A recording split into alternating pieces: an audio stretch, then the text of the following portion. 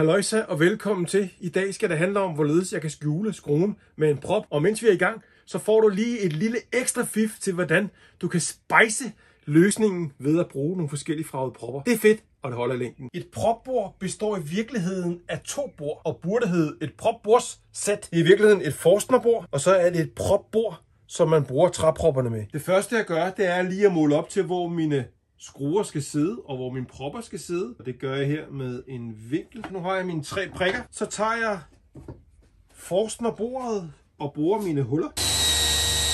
Og når jeg borer, så borer jeg ned til, så man har hele bordhovedet nede i træet.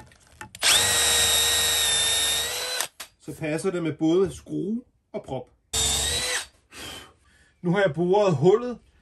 Inden jeg sætter skruen i, så borer jeg lige for.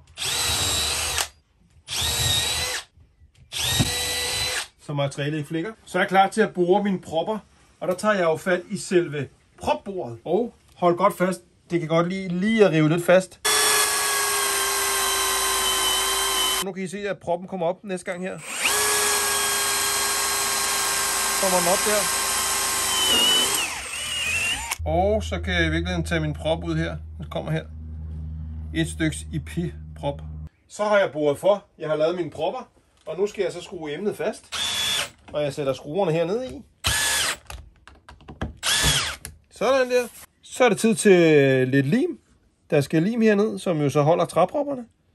Så synes jeg i dagens anledning, at det var lidt sjovt, at vi laver 3 propper med 3 forskellige materialer. IP, fyrretræ og egetræ.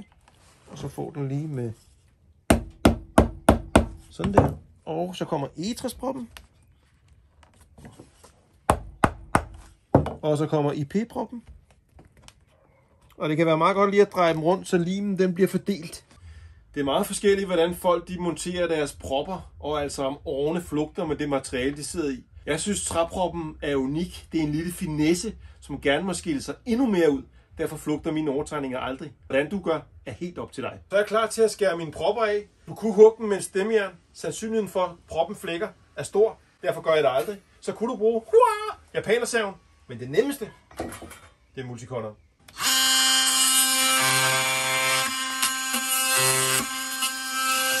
Så fik jeg skåret træpropperne af, og nu er jeg klar til at slibe.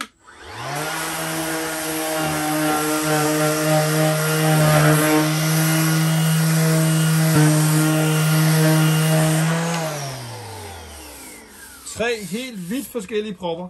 Så bliver jeg færdig med at skjule skruen med en prop. Jeg har lavet 3 forskellige propper i fyrretræ, egetræ og IP. Og for at det lige skal blive ekstra lækkert, så man rigtig kan se det, giver jeg lige en gang olie, så de sådan virkelig træder frem.